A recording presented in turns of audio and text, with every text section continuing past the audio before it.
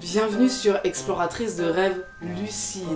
Alors aujourd'hui je voudrais te parler de tes cycles de sommeil parce que je t'ai déjà dit plusieurs fois que effectivement quand on s'intéresse aux rêves lucides c'est intéressant, voire même important de s'intéresser à ces rêves non lucides pour que la pratique elle reste amusante et puis que tu restes motivé sur le long terme. Mais il y a un autre truc auquel tu dois t'intéresser, c'est à ton sommeil, tes cycles de sommeil, comment tu fonctionnes. Parce qu'il y a des grandes bases, c'est-à-dire que, je t'ai déjà dit plusieurs fois, mais on fonctionne par cycle pendant la nuit. Chaque cycle a des phases et on enchaîne ça tout au long de la nuit. Et si tu sais pas comment tu fonctionnes, il se peut que tu cales une interruption de sommeil ou des méthodes d'induction à certains moments de ta nuit, mais c'est pas adapté à ce moment-là, ça va être des mauvais moments entre guillemets, parce que peut-être tu vas te couper dans la mauvaise phase, peut-être qu'à un autre moment, une demi-heure plus tard, ça aurait été beaucoup plus approprié, etc. Donc c'est important que tu comprennes comment fonctionne le sommeil de façon générale et comment fonctionne ton sommeil, comment toi tu dors, quels sont tes cycles, quelle est ta durée de cycle, à quel point tu tombes rapidement en telle ou telle phase. Et ça en fait c'est important pour apprendre à faire des rêves lucides, tout simplement pour pas perdre de temps à faire des wake back to bed ou des méthodes à des mauvais moments. On en a déjà parlé plein de fois, mais par exemple, c'est pas vraiment approprié de faire la majorité des méthodes d'induction en se couchant. Par exemple, parce que la phase paradoxale, celle où on rêve abondamment, celle où les rêves sont très réalistes, elle est très loin de nous. Donc garder sa lucidité sur tout le cycle, ça va être pas facile. C'est pas du tout impossible, mais c'est pas facile. Du coup, voilà, c'est bien de connaître un peu son sommeil pour savoir quand caler les méthodes d'induction et les interruptions de sommeil si tu fais des interruptions de sommeil.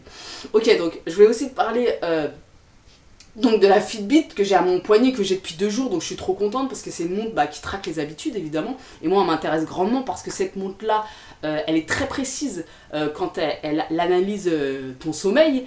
Elle me cale carrément les... Enfin, elle indique carrément les phases paradoxales. C'est extraordinaire parce que la plupart des applications ou des montres qu'on peut avoir qui vont traquer les habitudes, malheureusement, elle t'indique pas ton sommeil paradoxal. Elle t'indique le sommeil profond et le sommeil léger.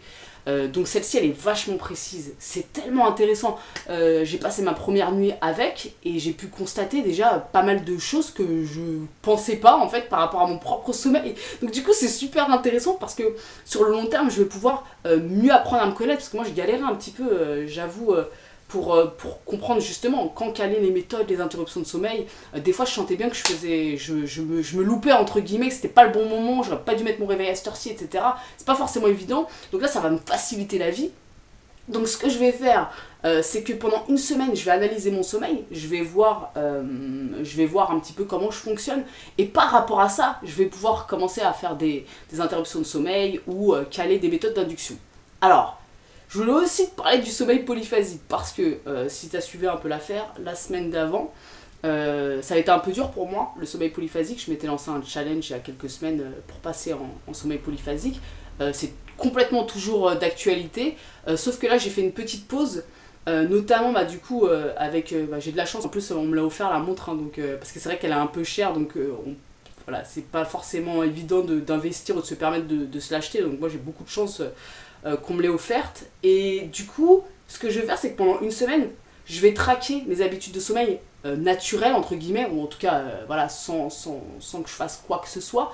C'est-à-dire, je vais me coucher normalement, je vais me réveiller normalement, et je vais voir un petit peu, au bout d'une semaine, ce que ça donne, et après cette semaine-là, je vais repasser en sommeil polyphasique. Et là, ça va être intéressant, avec les jours et les semaines, de voir à quel point, avec le temps, je passe rapidement en phase paradoxale. Et de comparer ça à mon sommeil de base en fait, c'est super intéressant, c'est hyper intéressant. Donc là je fais une pause avec le sommeil polyphasique, je vais reprendre d'ici quelques temps, je t'en reparlerai quand j'aurai des choses notables à te partager, hein, tout simplement. Et donc voilà, le sujet de cette vidéo c'est vraiment de te dire, intéresse-toi quand même à tes cycles de sommeil. Alors si tu peux pas avoir une montre très précise comme la Fitbit, c'est pas grave, tu peux quand même avoir certaines applications qui peuvent t'aider dans ta démarche, qui calculent à peu près tes cycles de sommeil, et c'est déjà un bon indicateur pour les interruptions de sommeil par exemple.